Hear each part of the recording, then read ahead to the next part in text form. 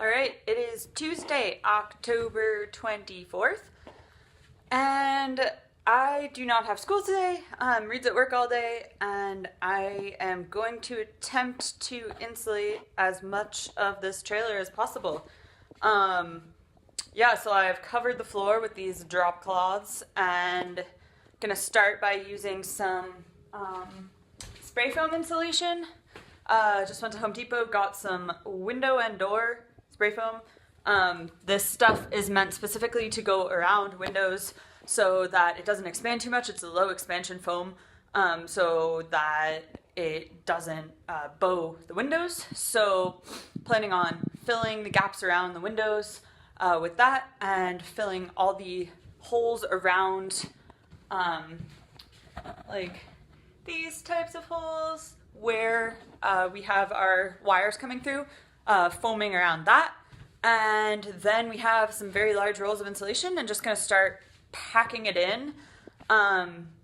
According to most building codes, you have to have a vapor barrier, and our insulation doesn't have that. We just have pure fiberglass insulation. So the plan is to get those rolls just kind of packed into the cavities between the 2x4s, and then cover everything with some poly sheeting, 3.5 mil. Might not get all that done today by myself, but I'm going to get as much done as possible. Try to have something considerable done by the time Reed gets home. So we'll see how it goes.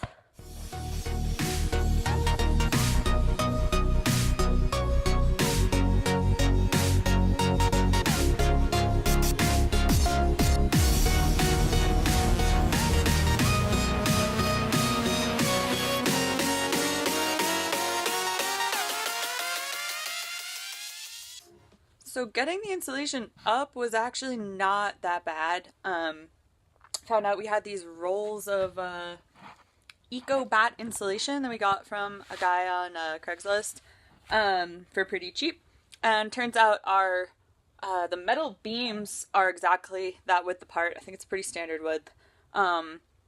So we put studs every other, so I just basically put two bats next to each other, and then doubled up, which I don't know.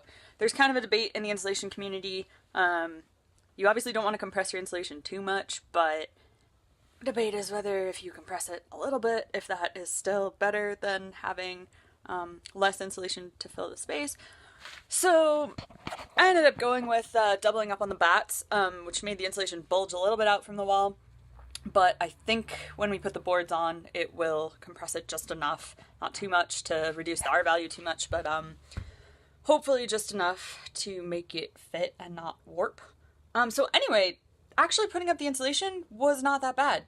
But then trying to put up this poly plastic sheeting was kind of a nightmare. I think if Reed had been here, had two of us working on it, would have been a lot easier, but trying to hold up the sheeting and staple it, and it's this huge bulky roll. And I didn't want to cut it because I didn't want to mess up the measurement. And it's just a pain in the butt to have this huge amount of plastic to work with. So I did get it up. It's not perfect. I'll see if Reed wants to redo it with me or not. But here it is. Check it out.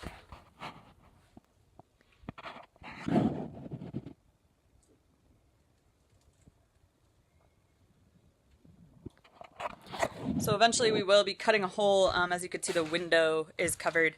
We will be cutting a hole for that to get it to the point where we can actually use the window, but probably do that after we get the boards up. So I'm going to take a break, go get some food, and then I will be back and hopefully try to get at least one more of these walls at least somewhat done by the time I have to leave. We'll see what happens. Okay, it's about 3:50 p.m., just before 4. I have to head out, so gonna call it for today. Made some decent progress. It remains to be seen whether this is gonna be okay. The insulation's definitely like pushing out a little bit, even with the plastic to hold it in, which I think will be okay when we put our boards on, but we may have to reevaluate. Regardless, got a first pass of insulation done on the front two halves of the front wall. Not sure how the light's gonna be, but try to show you. So we have this half of the front wall with that front window. Haven't done this front part yet. And then this part that I showed you earlier all the way through the bathroom. Still need to finish this dividing wall here also. And obviously the entire back. So it was a full day. Definitely will go faster if and when Rita's here to help, but made some good progress, I think. Yeah, updates to come.